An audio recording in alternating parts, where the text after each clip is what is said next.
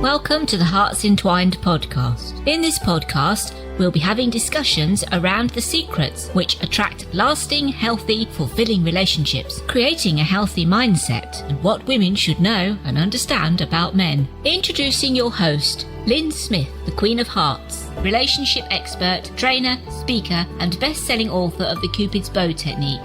Lyn's mission is to have a positive impact in reducing divorce, domestic violence, and suicide. Welcome to the Hearts Entwined podcast. This is your host, Lyn Smith, the Queen of Hearts.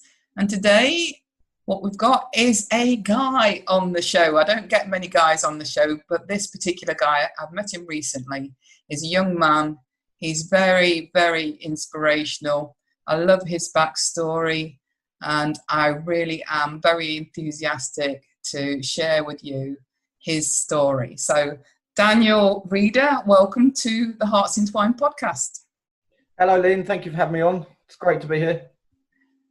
You're very welcome. Daniel Reader is known as the Rebound Guy, and I'll let him explain his own story in his own words as to why that is the case. So go ahead, Daniel, share with the listeners why you're known as the Rebound Guy. Okay, so I've been in the fitness industry for just over 10 years now, and while I was sort of trying to figure out from an early age what it actually was that I wanted to do, I'd always struggled with self-confidence. And for me, I loved going to the gym, I loved building my body up, and I loved the way that it made me feel about myself. And I realised that I don't actually want to just be doing a job where I don't feel fulfilled. Mm. The caveat to that was doing anything outside of societal norms in regards to work absolutely terrified me. As I say, I lacked a lot of confidence, but there was an opportunity that come my way, and now I recognise why this happened for me. I saw an ad in the paper, and it was for an apprenticeship in our local leisure centre. Mm. So I applied. There was over 100 people there, and I managed to get down to the last 5 in the interview stage, and then I got offered the apprenticeship. Over the course of the next sort of 3 or 4 years, I just went headfirst into the fitness industry, became a personal trainer, and I had one goal of opening my personal training studio. I didn't want to just be going in and out of gyms, training people, and I knew that a lot of people, predominantly females that I worked with, were quite self-conscious when it come to walking into a big gym, meeting a personal trainer, and basically being vulnerable. So yes. I knew that what I wanted to create was a small, intimate personal training studio for my clients. Now, over the course of sort of 5 or 6 years, I managed to achieve this. And outside of my career, I'd recently just got into a relationship. Now, that relationship broke down in no breakup is a good thing, or so I thought. But this breakup it just rocked me to my core. It left me so... I was struggling with absolutely everything. So considering my business was really starting to pick up, I just opened my studio. It rocked me so much that I had to move out of my home because I was no longer working on my business and struggling to maintain my home, my personal training studio, and my lifestyle.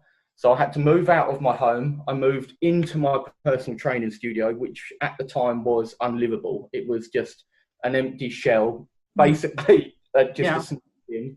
I was living on a little tiny leather sofa, and I got into about £6,000 or £7,000 worth of debt at the time because of that. How long were you in the relationship for, Daniel, if you don't mind me asking? Just under a year. So it wasn't a long relationship at all, which is probably why it rocked me so much, because I went head first into that relationship. I really wore my heart on my sleeve. You really fell hard by the sound of it. I did. I did. But I'll tell you why I fell hard at the end of it. It's been really eye-opening. But I think at that very point, I was just at rock bottom, and I fell into some really poor behaviour patterns. I was going out drinking far too much. I ended up falling into drugs and doing coke at the weekends, and I fell into a place where I just began objectifying girls, and it almost felt like it was my way to try and take back control over the fact that I'd lost a relationship and lost someone that I thought I was really in love with. You know what? It's so heartening to actually hear you be vulnerable and courageous enough to share what you've just shared, because, I think a lot of guys have probably been through phases like that and wouldn't want to be openly admitting to that. So thank you for that, Daniel. That's okay. I think so much of society and people with all good intentions want to try and take you out of the position and the emotions that you're feeling. But what I've learned is we have to allow ourselves to actually sit in that emotion and fully process the emotion, rather than trying to escape and run away from what we're actually feeling. Yeah. Or suppressing it can be equally as damaging, because that can cause ill health, can't it? 100%.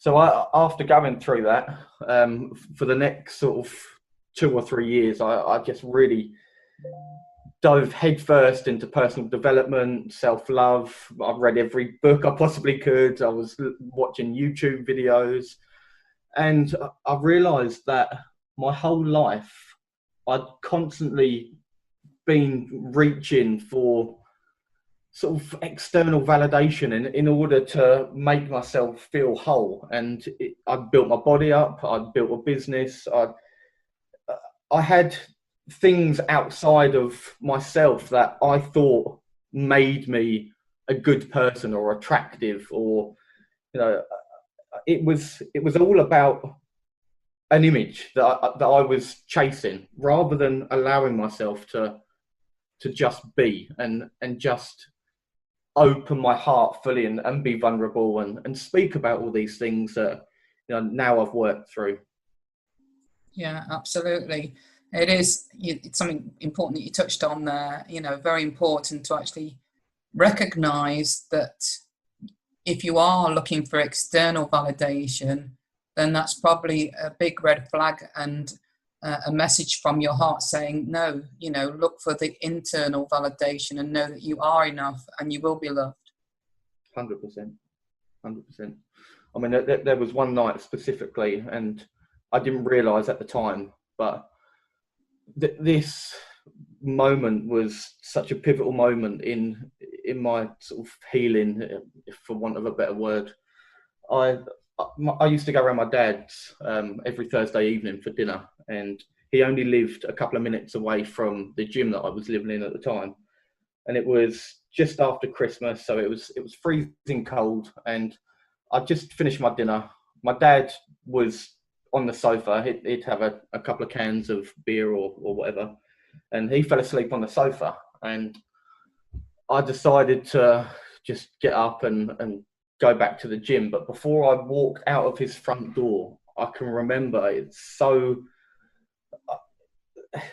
strong in my memory that I looked back, saw my dad asleep on the sofa, and tears just started coming down my face as I was walking out of his door. And in that moment, I just wanted someone to put their arm around me and just say, it's going to be okay. And the reason why I feel like it's such a pivotal moment is because I didn't get what I wanted.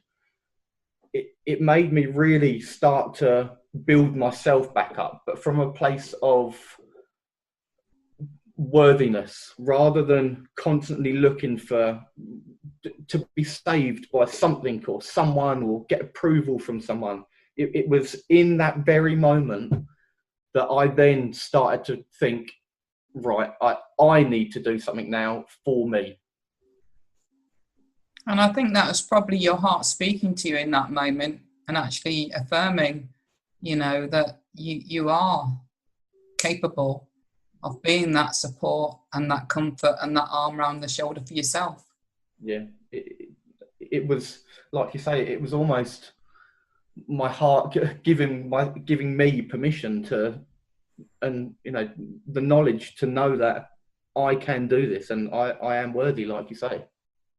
Absolutely. I think it's Tony Robbins that says, that those are the two key questions that, most human beings face. Am I enough? And if I'm not enough, then am I going to be worthy of love? That those are the things that keep us locked in the fear and the confines of our own limiting minds, aren't they? They are. Yeah, I think a lot of the stuff that you see on social media and that's out there at the minute is quite superficial. I don't think many people really know just how hard it is to really peel back the layers and start, understanding that I am enough. It takes more than just, sharing a quote or to go through them emotions are really difficult. Absolutely. So from having that realization, then what happened next in your story? So I felt like I'd created a business that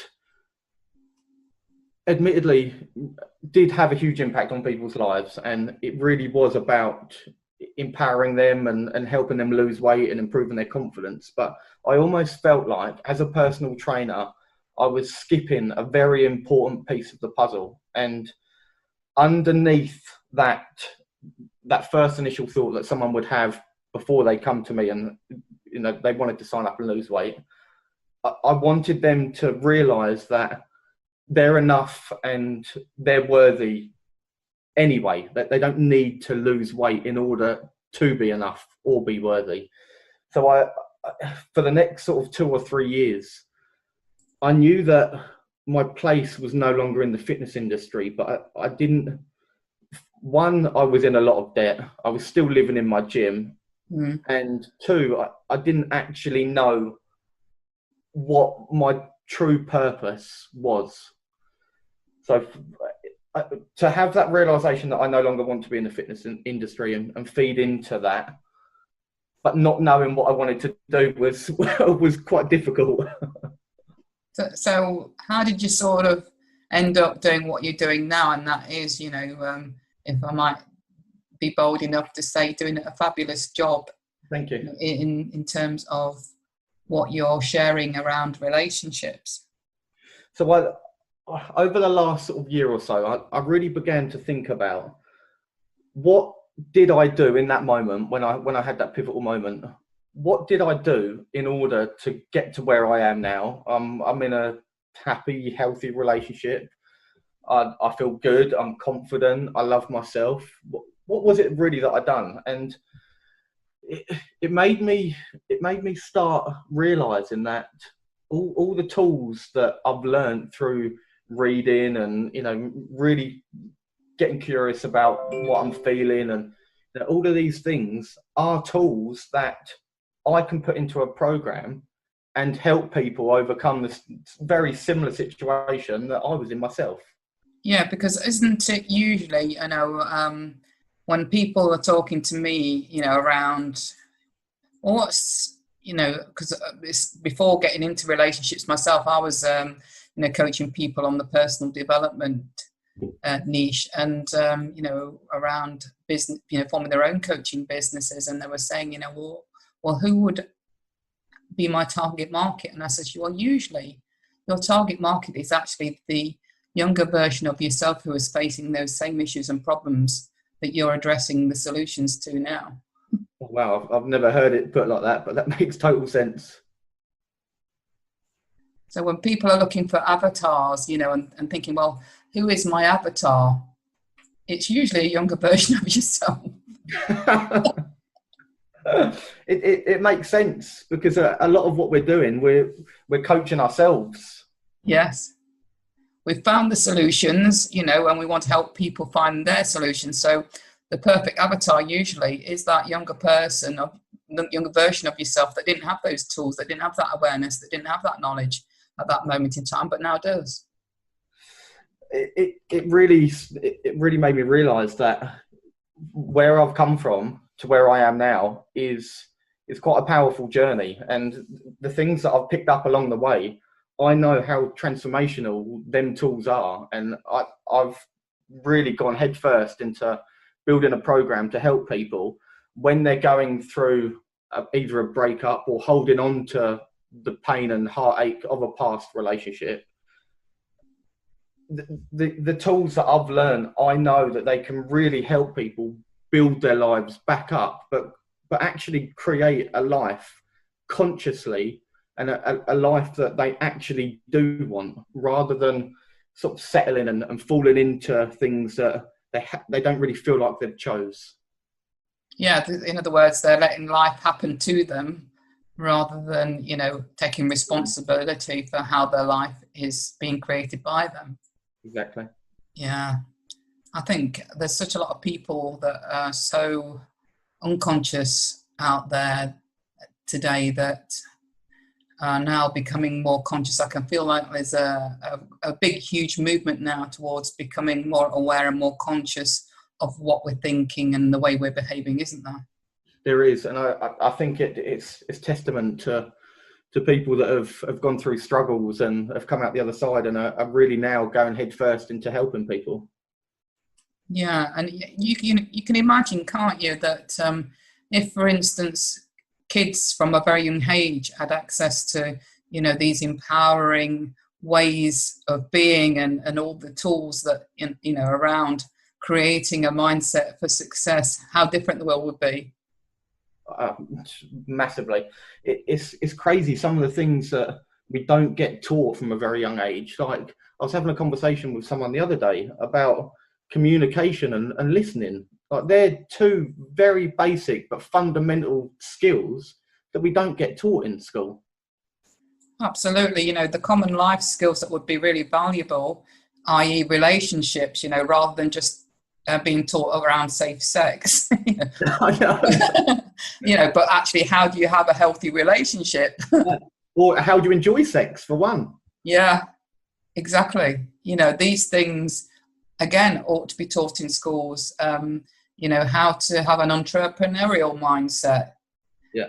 For business, business skills, all these sorts of life skills that would be really useful, and what you said about, nutrition and health and fitness is not really, taught as being a valuable life lesson when it is hugely valuable.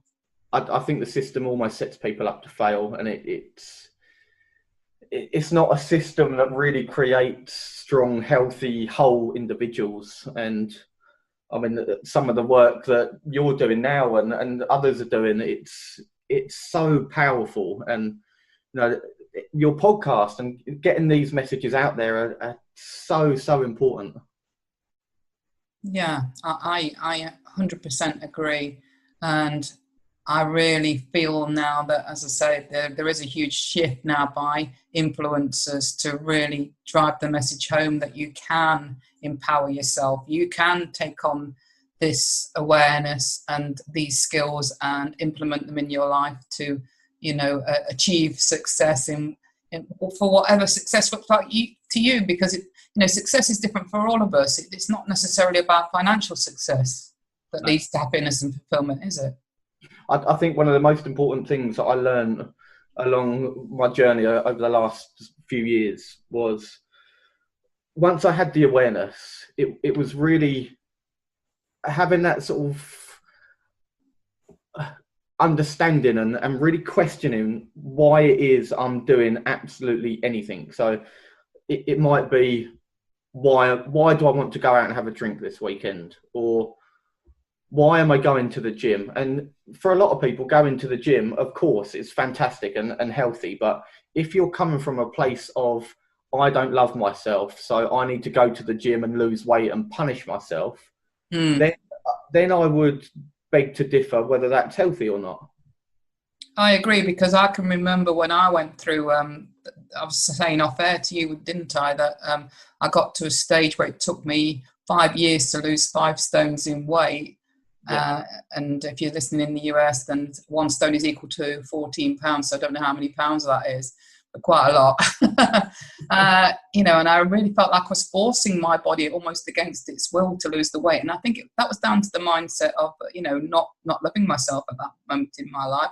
And then when I did get to, what was a great healthy weight for me, I still wasn't satisfied. I was still looking in the mirror and not seeing, the wonderful, amazing woman I am. 100%. It's, as well as anyone, that self-love has to come first, and it's hard. But if you approach everything from a place of, if I loved myself, would I be doing this? And it really reframes every action and behavior you could potentially take. Yeah, 100%. I love what you just said there. So when you think about possibly, people that might be listening to this particular episode that are currently potentially going through a breakup or, in a post-breakup mindset at the moment, what would be some advice that you'd like to offer to them? First of all, I would be easy on yourself. Don't punish yourself, and really allow yourself to just feel. And in the moment, it might be really painful and it will be uncomfortable, but trying to run away from your emotions, or as you say, suppress your emotions, will only prolong the suffering. So really, to begin with, just give yourself permission just to feel. And those tears will be healing tears, won't they? If you need to have a good cry, or, write out your emotions and then burn the paper or whatever to let it all go, then that's all good, isn't it? It is, yeah. You'll feel so much relief just allowing yourself to get some emotion out in a healthy way, rather than trying to run away from it. Yeah. I can remember, doing similar stuff, sitting with, feeling the pain. And like you said, it can be quite uncomfortable, but it's far healthier to sort of let the emotions come out. If you need to thump pillows, if you need to scream, if you need to have a real good cry into your popcorn while you're watching a movie, then do it. Yeah. I think the next step is to really start to question how was I showing up in that relationship? And the reason why I would say that this is so important is because it really builds awareness. And once you can begin to reflect on who you were in your past relationship, and not from a place of, I should have done better, or, shaming yourself, but from a place of, trying to learn, it will really start to make you think about, well, this is how I showed up. It wasn't particularly great, or, I could have done this better. And then anyone that potentially comes into your life in the future, you will have these lessons, and you'll know that, so what I done then wasn't particularly great. I know my intention around doing them, so I'm going to choose to do something different. Yeah.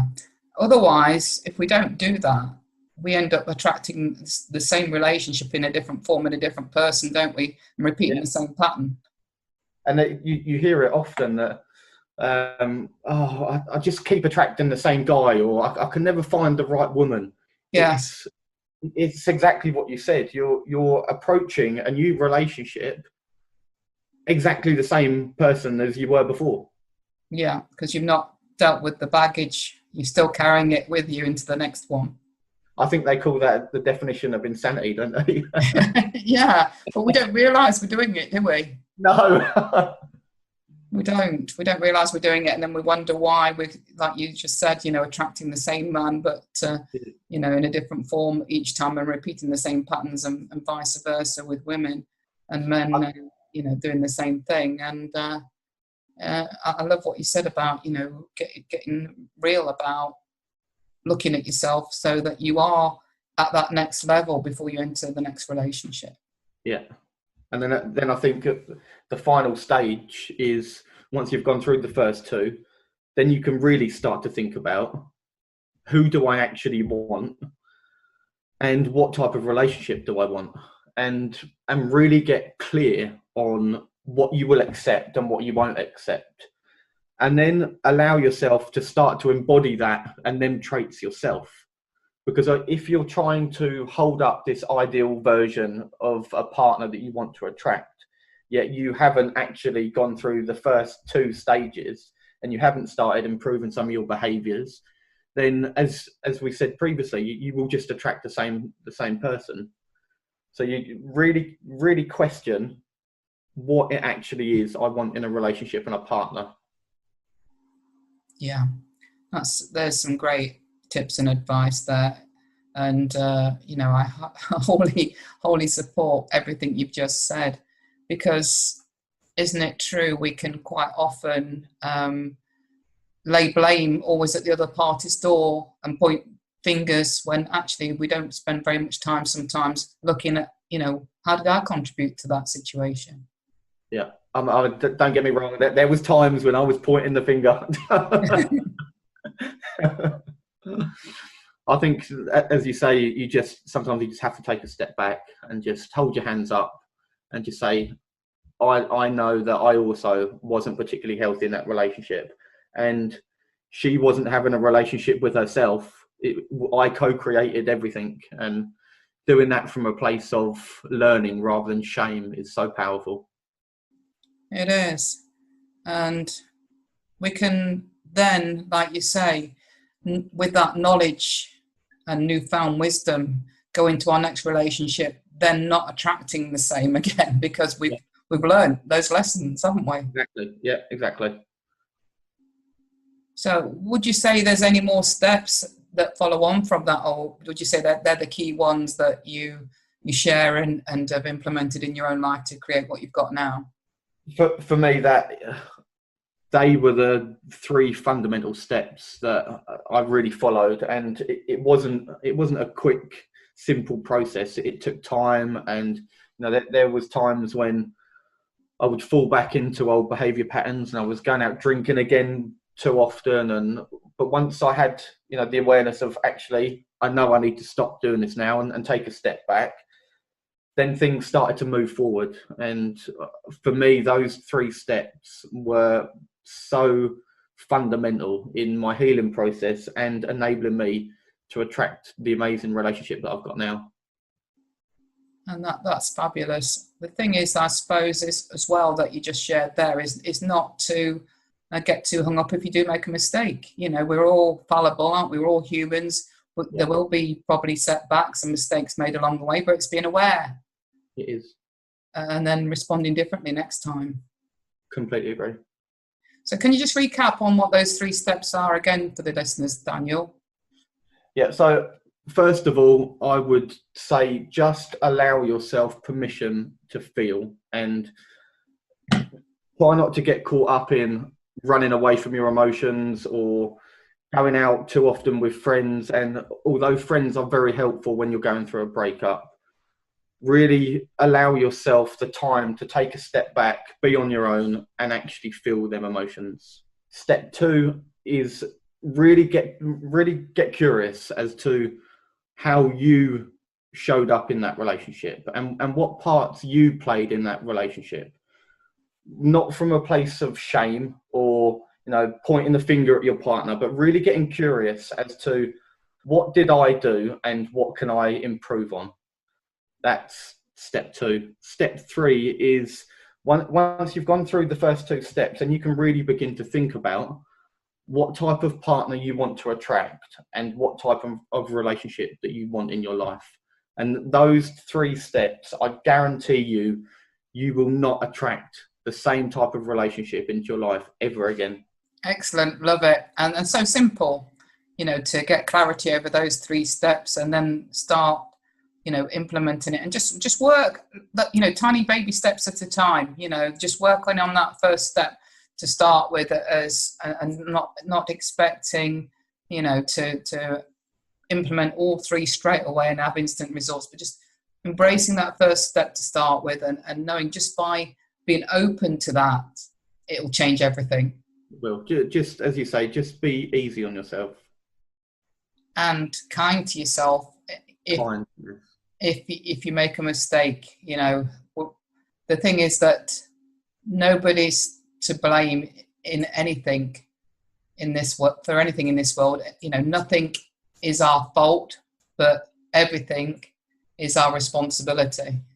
I love that mindset. Once you get into that mindset, everything improves. It does. So, Daniel, what would be the best contact information that you could share for our listeners to get in touch with you? I've got a few, but my main place that I'm very active on is my Facebook page, and that's Dan the Rebound Guy Reader. Dan the Rebound Guy Reader, and Reader is READER, isn't it? Yeah. Great stuff.